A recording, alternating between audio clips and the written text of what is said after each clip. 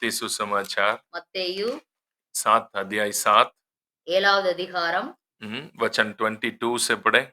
22வது வசனத்திலிருந்து நான் படிக்கிறோம்.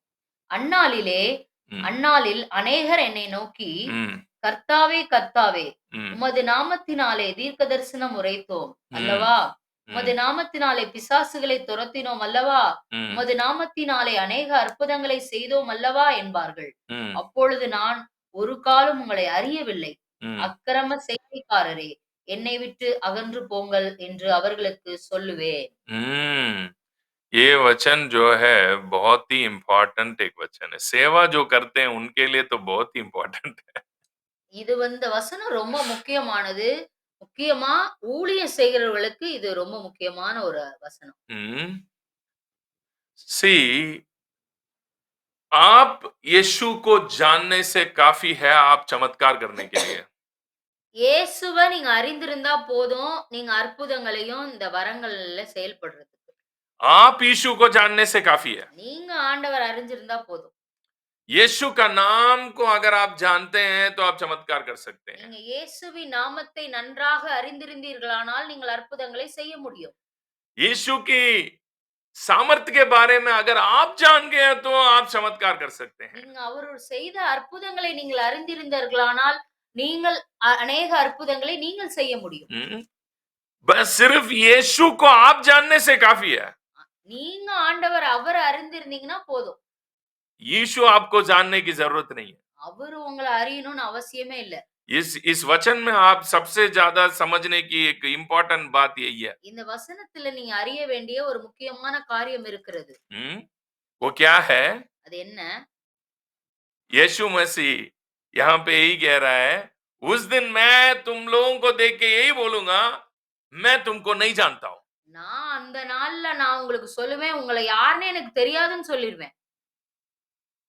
फिर कैसे ये लोग चमत्कार किया? அப்புறம் எப்படி இவங்கலாம் அற்புதங்கள் செய்தாங்க?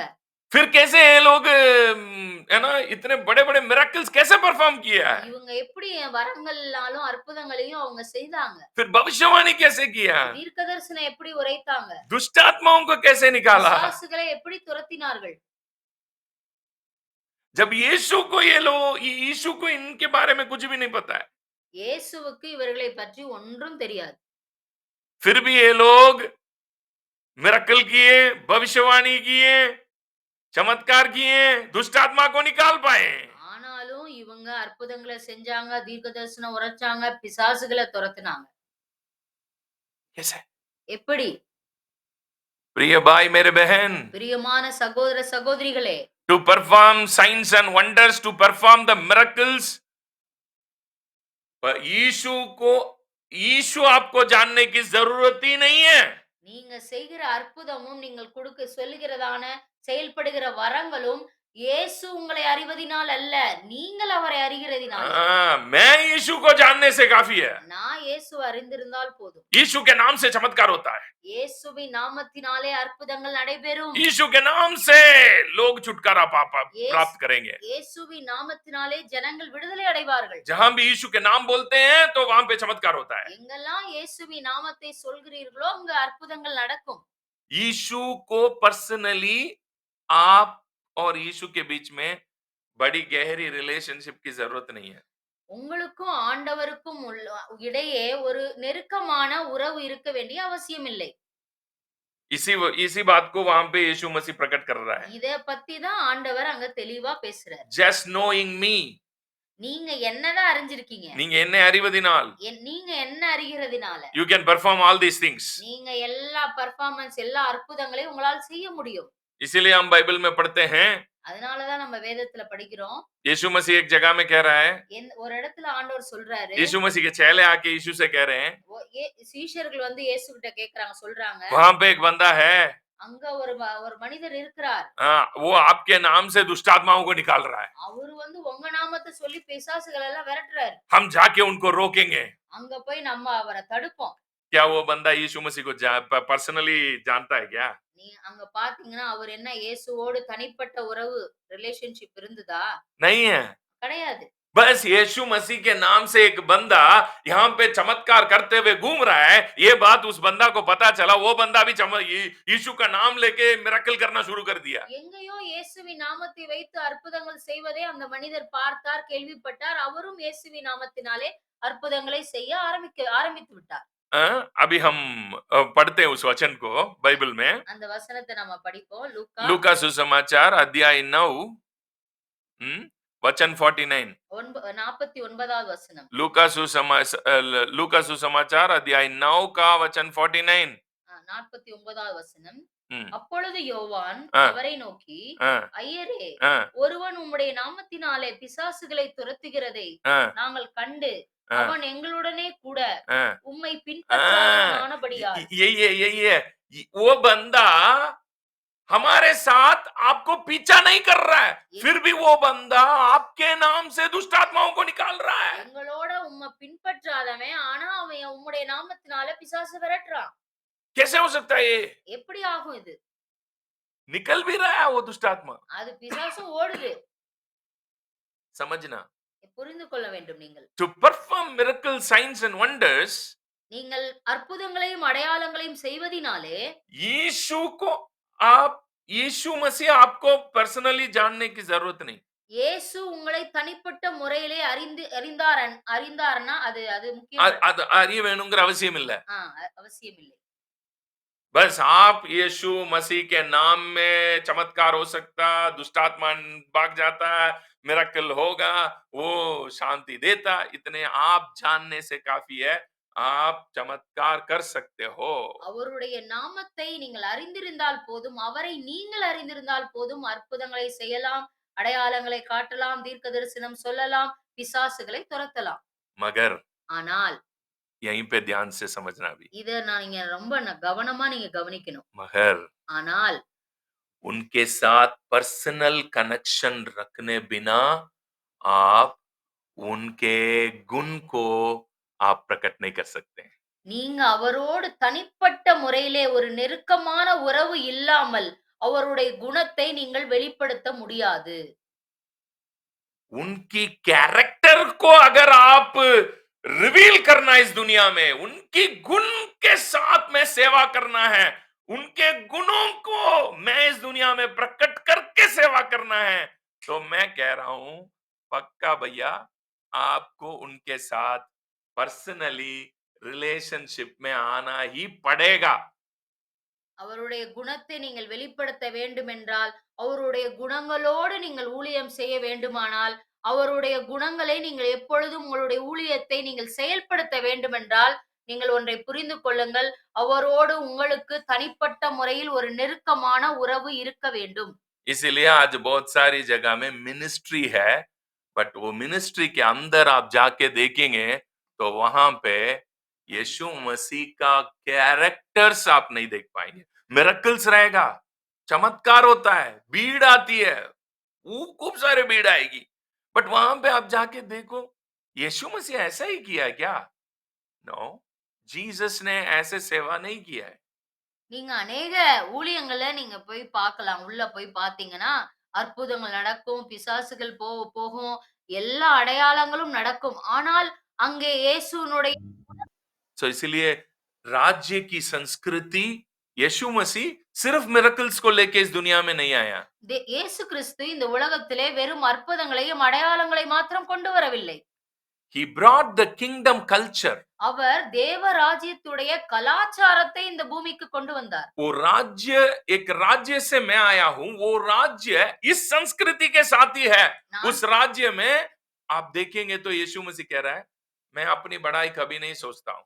அவர் ஒரு ராஜ்யத்திலிருந்து வந்தார். அந்த ராஜ்யத்தின் கலாச்சாரத்தையும் நமக்கு கொடுத்தார்.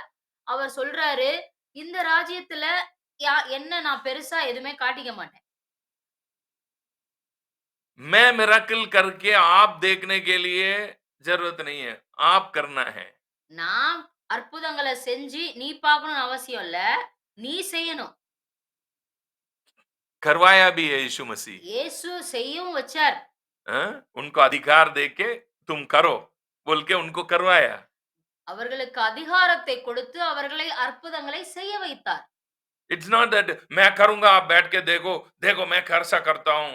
நான் பண்ணுவேன். நான் எப்படி பண்றேன் பாரு அப்படின்றது அவருடைய மனநிலை அல்ல.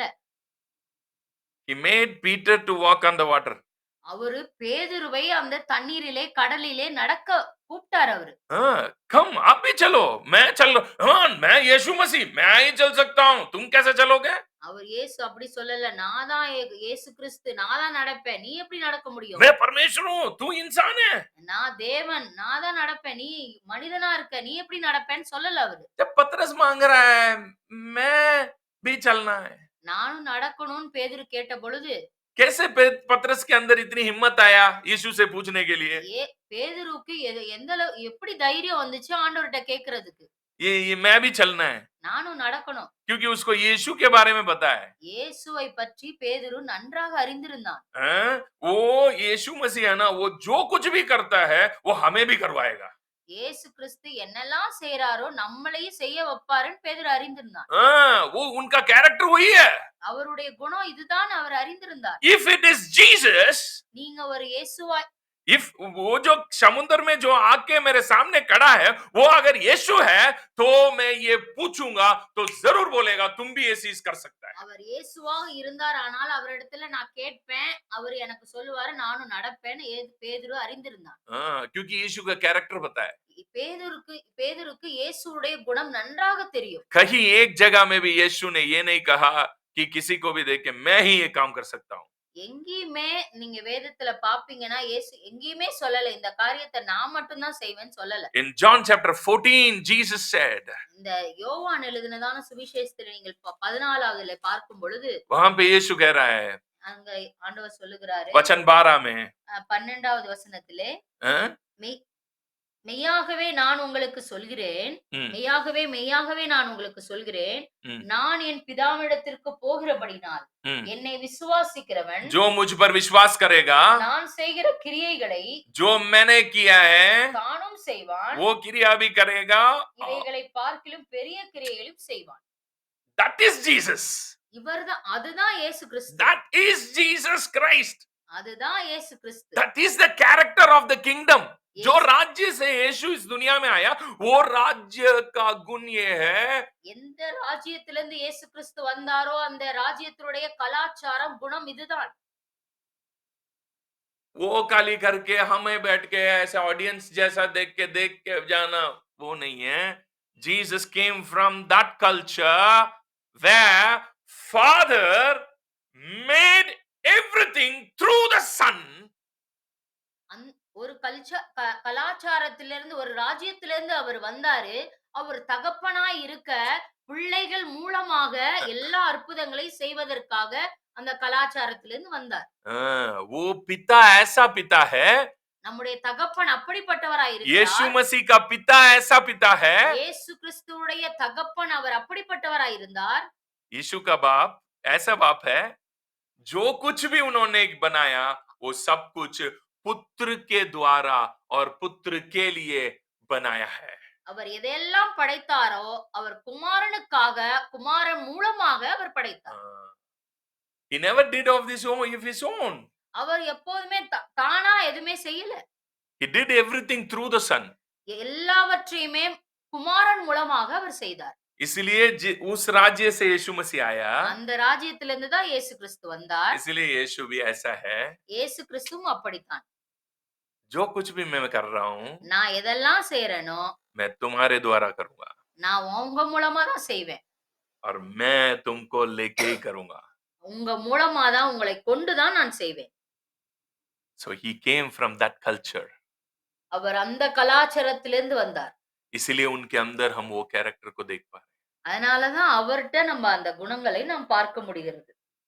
That's why I don't मैं ना ऐसे लोगों से मैं ज्यादा प्रभावित नहीं होता हूं कि आओ मैं मिरेकल करूंगा तू बैठ के देख के उससे तू करो.